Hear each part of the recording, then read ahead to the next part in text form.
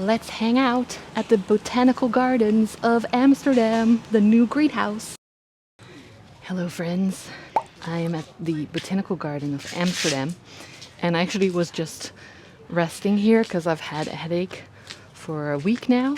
I met my friend Brandon, who was over here from America, and I had a ticket to the Dutch National Ballet that I didn't want to miss, so I just decided to go to the city and make the most of it with painkillers. I decided I can't be here and not make a video for you.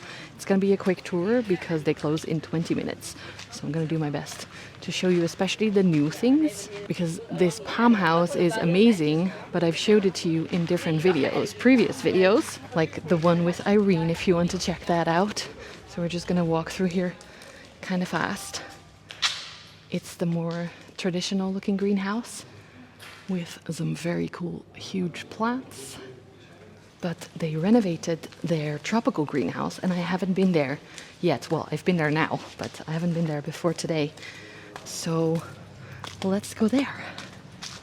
Also the garden, it's about 25 degrees today Celsius, so it's pretty hot in the city. I'm showing a lot of skin, but the gardens, because of all the old trees, they feel really nice, and there are people just sitting on the benches in the shade reading their books. It's quite nice, I think, if you don't have your own garden here, and you can just come here and chill. This is the new greenhouse. Oh, it's a bit windy, I hope you can hear me. The Cactus greenhouse is pretty much the same as it was before. I don't know if they even renovated this part. I couldn't find that info anywhere. Maybe they left it and built, no, they can't build a whole greenhouse around it, right? I just saw someone from the Hortus, so I asked them, and yes, they kept these all in the ground and they built a whole thing around it with grow lights and everything so that they could build the new greenhouse around it without unpotting these huge cacti, because look, some of them you can't just take out of the ground. But okay. Funny part is, this greenhouse, the Cactus greenhouse, is the cool part compared to where we're going next, because the humidity is gonna go up really fast. Okay, door opens. There's the water right next to us. And then we go in here. The smell changes, the humidity changes immediately. And I've been looking mostly at aeroids, of course, and it's really fun to see because many of the plants that we have as houseplants, because this was all replanted recently, you can still see a lot of the amazing aeroids kind of at the base of the trees that they're going to climb up against. Because I remember when I was here a few years ago, you had to really look up to find some of the cool plants. Okay, I've turned you around a little bit. Here is another cool aeroid, philodendron probably. And then there's different little paths. I feel like the setup is pretty much the same, except for a few systems and of course the greenhouse itself. So let's go over here. Ooh. Nice little aeroid. I don't see a label. Oh, I do. Philodendron grandipus. Interesting. Smells so good here too. And then this huge guy with lots of new leaves. And the little Tradescantia crawling all over the bottom. Now, when we get in this way, you get straight to a few very cool looking plants. Over here, this beautiful big anthurium that, I don't know, I don't see the labels, but look at this new leaf. So big and so beautiful. And then there's just a bench here. You can chill with the anthurium if you want. And then if we go over here, this might be my favorite plant of the whole greenhouse, because this is the melano. Look at that. There's several plants growing up this tree, and the leaves are so beautiful. Here's a new leaf. Oh, it's almost too big to show you. And see, there's another new one back here. Just so many leaves. It's really full. It's also worth looking on the ground because of course they planted a bunch of stuff, so you have to kind of search for them sometimes. These are a little bit bigger. There is a Bilietti, I think. They used to have a really big one. And there's lots of little paths like this. Like it feels like you're walking in a jungle, which I love, of course. Huh. Hoya carry growing along the bottom of the jungle. That's interesting. I'm curious to see where that's gonna go. Oh, and I skipped one. Here, Philodendron asplundii with a nice leaf over there. Here's another one of those cool shapy leaves, and another Billietiae, little Syngonium. This one is a huge rubber tree. It's kind of hard to see with the sun setting behind it, maybe from the back. Look at the size of those leaves. They have little seating spots everywhere as well. Little Hoffmanii, Mania, this color. I have that in my terrarium, but they can get really nice and big in greenhouses like this. This one is also really beautiful. The pattern of it is very cool. And there's beautiful butterflies as well. This little guy wanted to show off, I guess. Look how nice the pattern is of that one. Some crawling anthurium over here. And lots of ferns, of course. Here along the pool. Editing this, I'm noticing that I'm saying a lot of words wrong or just weird sentences. Of course, I meant pond. I'm sorry, my brain was very, very tired and headachy. There's some big leaved alocasia or xanthosoma. Palm trees as well. Alocasia odora. They get so big here. Look at the new leaves. So beautiful. And down there. And I think this is the one. There is a little water lily in there. That is actually the Victoria water lily that different botanical gardens came over to bring. And if you check out the side of the ground there, we'll go over there, but look at all the cool patterns. Okay, let's go up the stairs and get more hot. One thing that's cool to see from here is the huge monstera, although the light is making it a little bit harder to see. But this plant is huge. Here is an overview of the walkway, which always makes the palm trees and stuff look even more impressive. And the bananas as well. Look how big they are already. And this is the new greenhouse with it looks like little balloons that keep the place insulated. There's this whole walkway as well, but we're gonna skip that for time reasons. And then if we come back down and go another route, here's a really nice big plant that I feel like that's a flower. Yes, it is. Was hiding away. And on this side, there's Xanthosoma lindenii. Huge leaves as well. Look at the size of that one compared to my hand. And they put a bunch of orchids and stuff in the trees here. Ooh, that's really pretty too. I love the pattern. Looks like a fern or a what is it called? Blech. No, it's not what I thought. So it's probably a fern. I thought it might be cycas.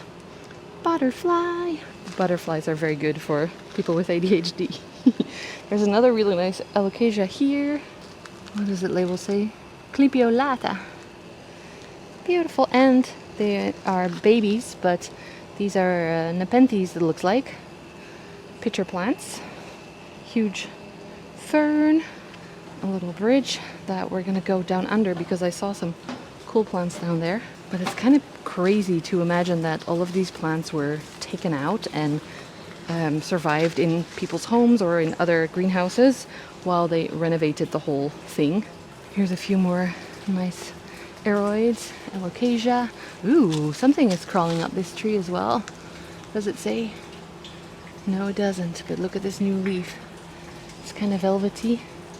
And then this one is also really nice. That looks like Philodendron campii or something. Again, I don't see a label. Also, there's a bunch of huge, beautiful palm trees and plants. But since we don't have that much time, I'm focusing more on aeroids, like this anthurium. And there's a bunch of amorphophallus here as well, like this one. See?